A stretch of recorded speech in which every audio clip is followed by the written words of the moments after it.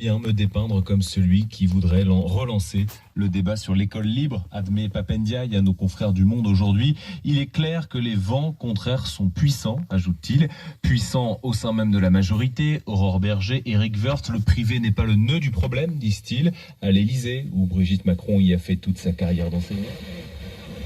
Un nouveau front.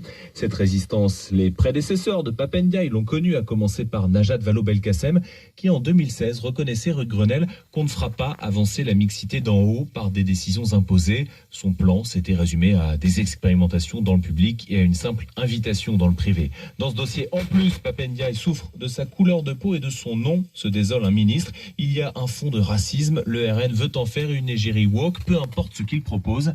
Pape Ndiaye avance donc en effet... envisagé aujourd'hui a été annulé. Ses adversaires sont...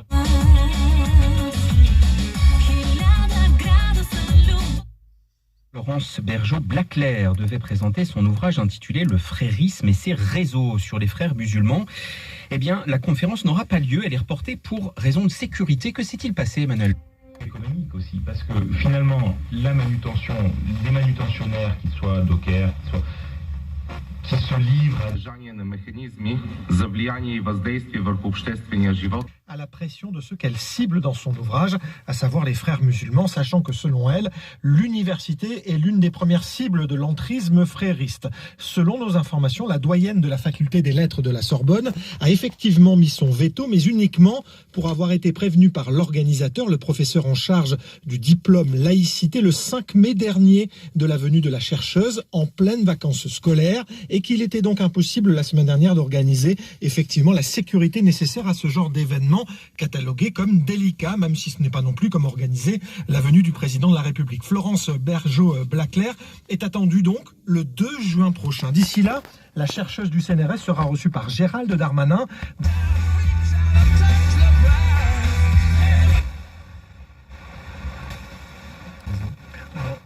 Ça sert à créer, entre guillemets, une communauté d'échange. On est tous, c'est un métier qui est extrêmement individualiste par rapport, effectivement, on a...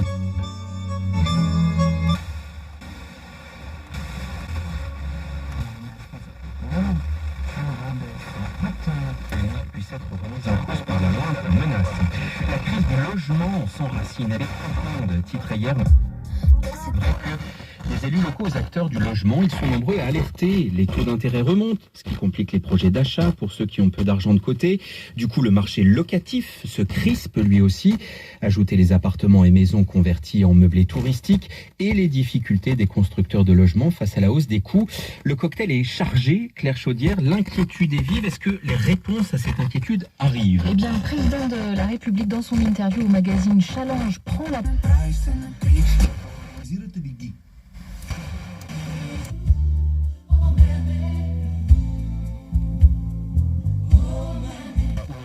Per recuperare. 2 giorni fa Alessandro Santoro sulla voce.info ha scritto: il piano italiano prevedeva di utilizzare 960 milioni di euro in 2 modi diversi che corrispondono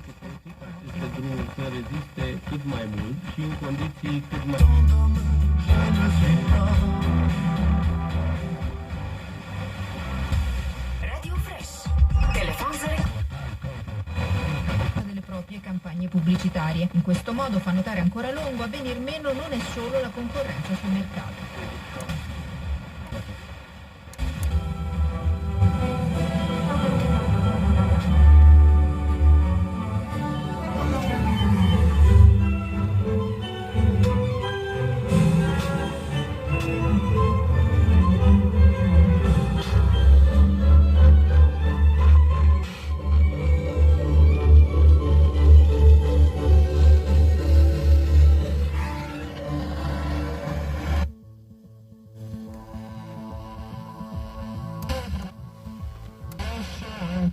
Una domanda per quanto riguarda Juventus e Roma, entrambe impegnate stasera in Europa League, l'avversario il Siviglia Bayer Leverkusen.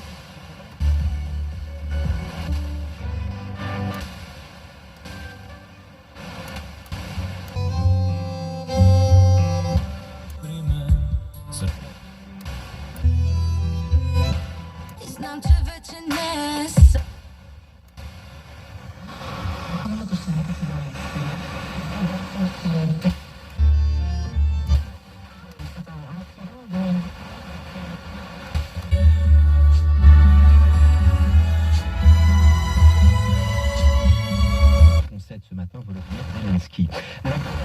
déroule sur le front diplomatique et alimentaire. La Russie, qui contrôle une bonne partie du passage en mer Noire au sud de l'Ukraine,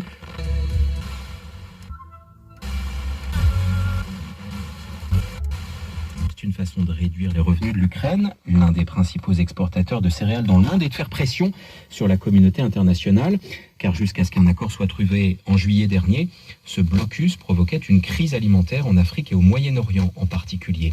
Eh bien, l'accord de juillet négocié